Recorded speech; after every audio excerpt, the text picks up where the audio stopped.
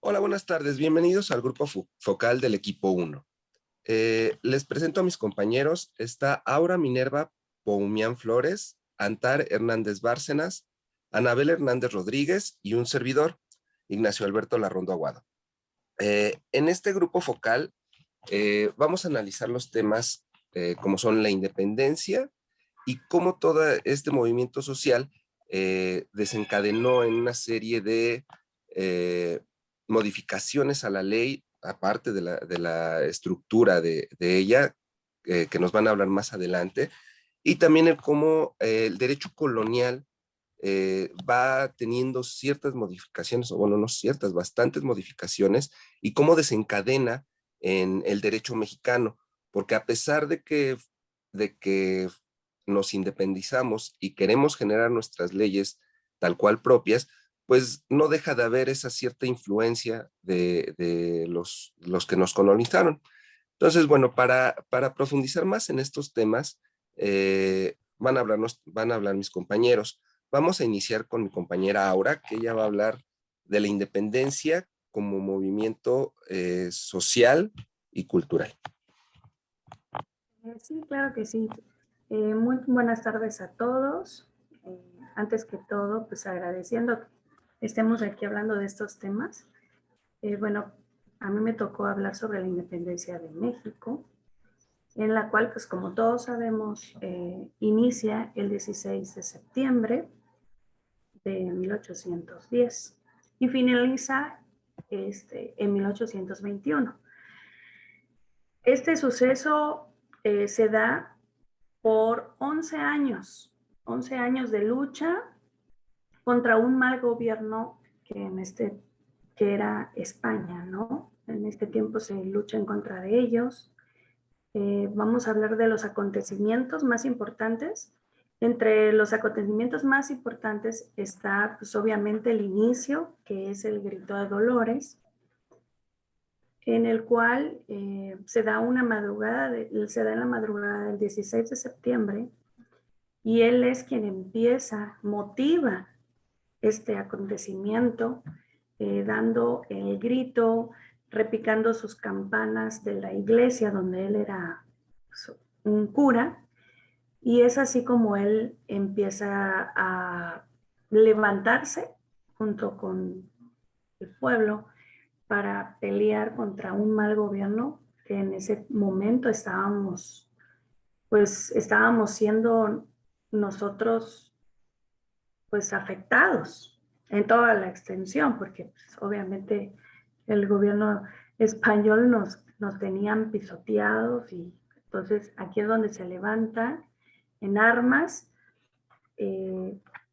Pues fue Miguel Hidalgo y Costilla quien hace este levantamiento esa madrugada del 16, y pues aquí se empiezan a dar como que sucesos muy importantes, los cuales también el acontecimiento maneja lo que son 4 etapas, que son la del inicio, organización, la resistencia y la consumación de la independencia, ¿no? Estas son las cuatro, etapas más importantes de lo que fue la independencia de México.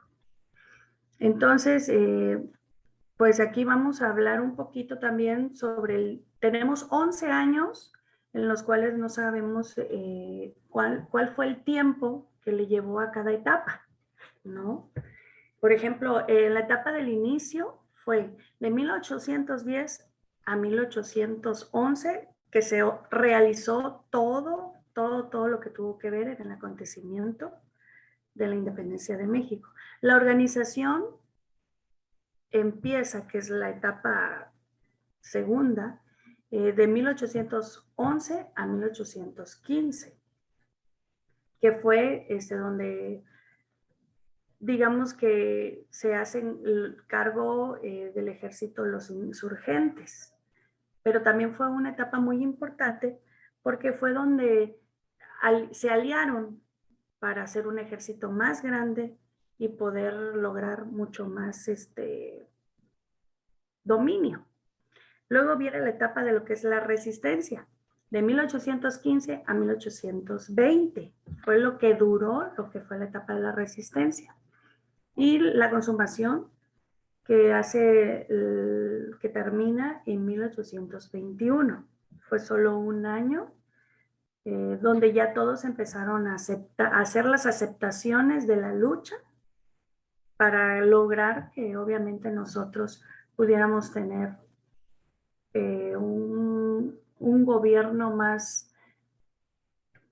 equitativo, ¿no? Porque pues, estábamos completamente gobernados por el gobierno español y pues ellos hacían de nosotros lo que querían, ¿no? Bueno, aunado a esto, pues obviamente también viene lo que es eh, mucho más fechas importantes, que fue, por ejemplo, en Querétaro, pues como sabemos, ahí fue la cuna de la independencia y pues hubieron muchas personas que murieron en el transcurso de nuestra independencia. Y como les comentaba, todo esto fue ya sea por pérdidas humanas y también tuvieron pérdidas por la mala economía, hubieron pérdidas también pues obviamente por enfermedades que se dieron durante ese lapso, ¿no? Bueno, eso es todo lo que a mí me gustaría aportar y no sé. Ok, bueno, pues te agradecemos mucho, Aura. Tus puntos de vista son muy importantes. Ahora vamos con el tema de todo lo que desenvuelve esta independencia de la cual nos acaba de hablar Aura. Este, ¿En qué situación legislativa nos deja y qué frutos da esta independencia? Por favor, Antar, si nos podrías comentar. Sí, bueno, justo como comentó la compañera, cuando empieza el proceso de independencia, en la primera etapa, pues la gente se comienza a preguntar, ¿no? Bueno, ¿qué es lo que se propone? Y a raíz de todas estas dudas y discusiones y las proclamas que se hace el cura Hidalgo, se comienza la cuestión pues de las bases jurídicas, ¿no? De asentar las bases jurídicas.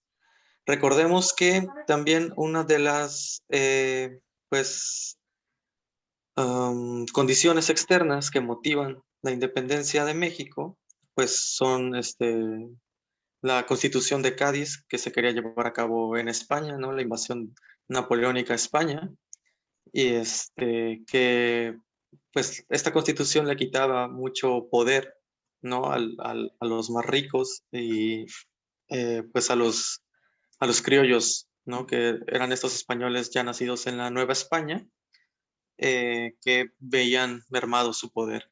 Entonces, pues para no quedar bajo el yugo ni de las Cortes de Cádiz, ni bajo el yugo de Napoleón, se decide la independencia de la Nueva España, pero no, o sea, quienes fueron uno de los principales promotores no lo hicieron por la independencia como tal, ¿no? Sino que, pues fue eso, ¿no? Querían tener un reinado aparte que no tuviera que ver con ni las nuevas Cortes de Cádiz, ni la invasión de Napoleón. Pero, pues muchos otros sí aprovecharon esta convulsión social para reclamar la soberanía nacional, ¿no? Formar otro tipo de Estado nacional en el que hubiera pues otro tipo de relaciones entre los habitantes de esta sociedad, ¿no? Que después formaría lo que hoy es México. Una de estas primeras, pues como bases, es la Constitución o la llamada Constitución de Apatzingán, ¿no? Que eh, entre muchas de sus innovaciones, pues fue como la de igualdad ante la ley, ¿no? O sea, todas las personas nacidas en lo que era la Nueva España iban a ser iguales ante la ley, no importa si eran españoles, criollos, mestizos, indígenas y cualquier otra figura que haya existido en la estratificación por castas que existía en ese momento, y que tampoco había personas que nacían con el don de gobernar ni con el don de ser legislador o el don de ser magistrado. No eran personas que se deberían de elegir y un determinado tiempo, tampoco eran de por vida, ¿no? Entonces, esa fue como de las primeras cuestiones que proponía la Constitución de Apatzingán, que después se retoma al consolidarse, ¿no?, la independencia de México y formar el primer imperio mexicano. Mm, justo, la lucha continúa, ¿no?, desde 1810 hasta 1821, cuando el virrey Juan O'Donoghue, ¿no?, se ve obligado, ¿no?, pues, por las derrotas militares que tuvieron el ejército realista, pues firmar, ¿no?, los tratados de Córdoba, con el que se pone fin como a la guerra de independencia y en el que pues se reconoce la independencia jurídica de los territorios de la Nueva España y la conformación del primer imperio mexicano. Y esto es un decir, o sea, jurídicamente en México, o lo que hoy es México, tuvo validez, ¿no? Porque Juan O'Donoghue era el representante del rey de España, era el virrey, y él firma estos documentos que le dan certeza. Pero en España nunca reconoce la autoridad de Juan O'Donoghue, entonces no lo reconoce hasta 1836, mucho tiempo después, ¿no?, de que incluso el primer imperio mexicano ya había caído, ¿no? Hubo otros intentos de conquista, pero la Constitución de Apatzingán, los tratados de Córdoba y el Plan de Iguala, que es esta firma, ¿no?, de tregua, de unión de los bandos insurgentes y una fracción de los realistas comandados por Agustín de Iturbide, deciden unirse, ¿no?, a la lucha por la independencia nacional, siempre y cuando, ¿no?, los privilegios que tenían estos criollos fueran respetados de alguna forma, ¿no? Y con algunas modificaciones, pues, al, al, a la a la forma de relacionarse de manera colonial, pero sí conservándonos pues ciertos privilegios. Entonces estas fueron como las bases jurídicas, ¿no?, por la que se da la independencia nacional y se conforma lo que fue el primer imperio mexicano. Eso sería todo por este comentario, esta ocasión. Ok, muchas gracias, Antar. Y bueno, como ya nos comentaron nuestros compañeros, eh, todo esto fue un proceso, como nos comentaba Antar, bueno, pues vienen distintos documentos, ¿no? Bueno, documentos o legislaciones que se tienen que estar reconociendo. No solamente es un proceso cultural, ¿no?, sino también tiene que estar basado con leyes para que tenga ese reconocimiento. Pero, bueno, para esto, nuestra compañera Anabel nos va a decir cómo fue todo ese proceso, cómo es que afecta el derecho colonial o cómo interactúa el derecho colonial con el derecho mexicano. ¿Nos podrías apoyar, Anabel, por favor? Claro que sí. Bueno, todo empieza aquí con el plan de Iguala, retomando lo que comentaban Tar, y aquí se menciona que todos los empleos tenían que seguir y serían, perdón, estoy muy nerviosa, y tenían que sustituirse y seguir funcionando como lo iban haciendo, ¿sí? Cuando se consuma la independencia, el 27 de septiembre de 1821, que asuma el poder Junta de Gobierno Provisional, llamada Soberanía, entonces ya empiezan las nuevas autoridades coloniales. Perdón, Así el primer Congreso Constituyente de 1822 conforma todos los tribunales y estos administran la justicia según las leyes vigentes, ¿sí? Y de acuerdo con el guatemalteco María Álvarez, y él propuso varios decretos que se dieron que fueron los dos por los congresos mexicanos, decretos dos por las Cortes de España, Se fueron nuevas disposiciones, las leyes de recopilación, leyes del foro real y juzgo, el estatus municipal de cada ciudad. Los primeros 50 años de vida independiente en este país estuvo inmerso de guerras, de problemas culturales, hubo,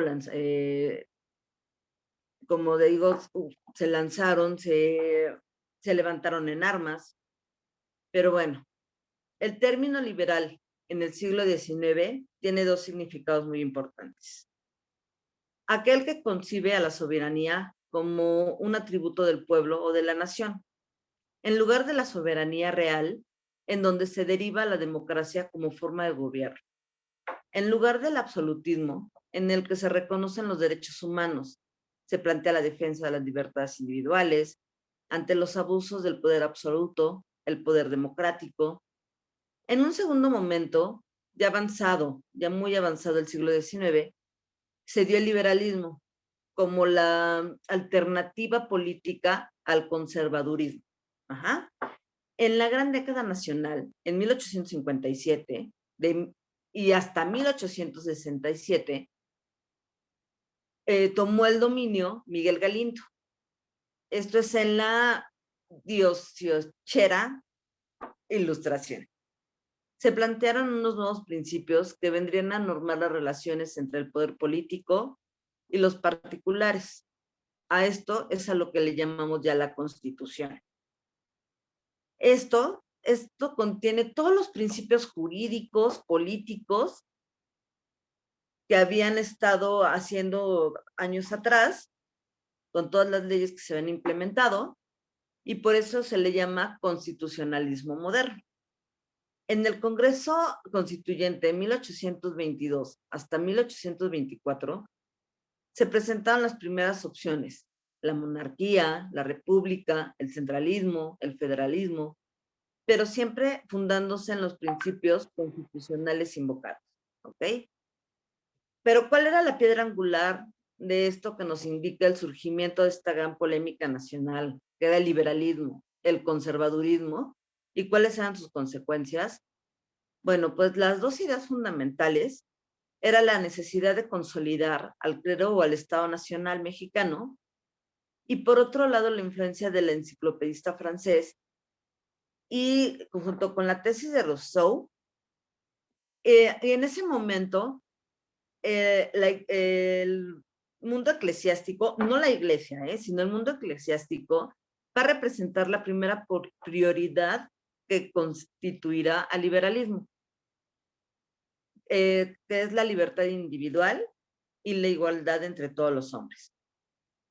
Para los liberales era un obstáculo todo lo que significaba la iglesia, todo lo que significaba el mundo eclesiástico para la consolidación del Estado Nacional, porque ellas eran quienes tenían todo el poder en ese momento sobre todas las personas, ¿no? Ellos tenían todos los privilegios, además ellos tenían todos los bienes que iban heredando, iban conservando, pero también ellos realizaban todas las obras sociales.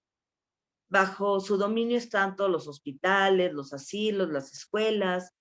Ellos ayudaban a todas las mujeres que estaban solas, ellos apoyaban a todos los mendigos, daban la impresión de que todos ellos eran muy ricos. Bueno, el clero realmente era sumamente rico en ese momento. Administraban todo lo que era, o tenían el control de todo lo que eran los nacimientos, los matrimonios, las defunciones, y estaban controlados a través del Estado o patronato indiano, que esto era todavía parte de lo que era la colonia, ¿no? Al alcanzar México la independencia, los liberales sometieron a la iglesia y les quitaron todos los privilegios que tenían, todo el dinero, todas las extensiones y todo lo que tenían de más. Solamente los dejaron vivir con lo indispensable para su ministerio o para su iglesia. Les quitaron lo que era la educación, les quitaron el control de todos los actos civiles, ya no tenían el control de los matrimonios, de los nacimientos, de quien moría, y no reconocieron ya ninguna religión como religión oficial. Ajá. Bueno, es todo lo que tengo que decir sobre este tema. Perdón, me puse muy nerviosa al principio, pero creo que terminé no tan mal. Gracias. Así es, no, de hecho, muy bien, Anabel. Bueno, con esta participación que nos han dado nuestros compañeros, creo que se esclarece un poco más, ¿no? Todo este movimiento de independencia eh, que viene desde antes, no solamente desde 1810, sino todo este es un proceso en donde se empiezan a generar ciertos descontentos y gracias a estos descontentos que mencionaba nuestra compañera Aura, viene este movimiento de independencia.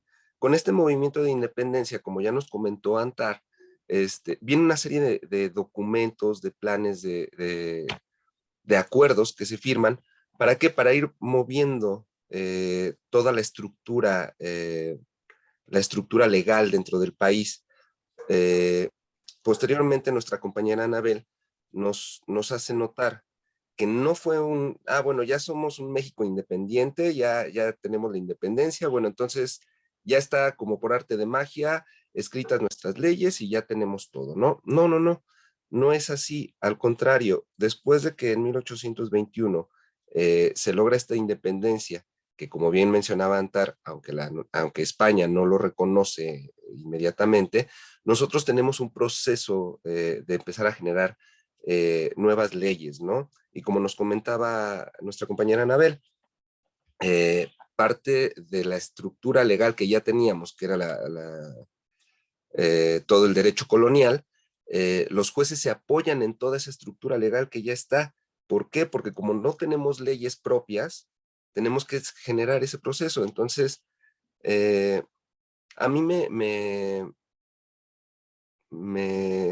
ilustró mucho, o no sé cómo decirlo, pero yo siempre había visto la independencia como un proceso bueno, en 1810 se da el grito, hay una pelea, grandes peleas y todo, y hasta 1821 se acaba la independencia, y párale de contar, cuando no es así. De hecho, una de las cosas que a mí me sorprendió en la lectura es que decían que bueno, Morelos, aparte de estar en las guerras, bueno, o en las batallas, también era una persona política, ¿no? Él asistía a reuniones y él era parte de los representantes. Entonces eso yo la verdad lo desconocía.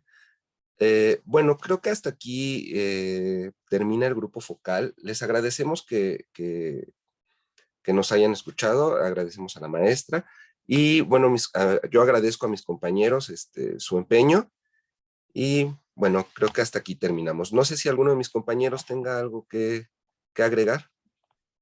Así, bueno, te agradecemos mucho, Alberto, de verdad, eh, que nos hayas dado la oportunidad de hablar cada uno y de expresar pues una parte de lo que fue este gran acontecimiento. Espero que con esto logremos pues la finalidad que creo que es pues que cada uno de nosotros nos conozcamos, podamos trabajar en equipo y sobre todo que podamos coordinarnos de la mejor manera, ¿no? Entonces, les agradezco mucho, de verdad, fue un gusto para mí conocerlos, pues vamos a vernos en el próximo trabajo y es todo. Mucho gusto, compañeros.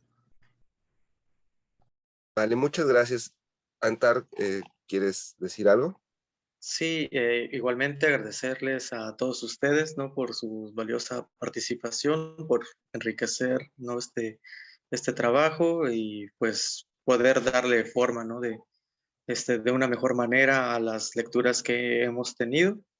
Y pues igual, agradecer a la maestra por este ejercicio y, pues, obligarnos de cierta forma, ¿no? A conocernos, ¿no? Entre nosotros y, pues, aportar y enriquecer nuestro conocimiento.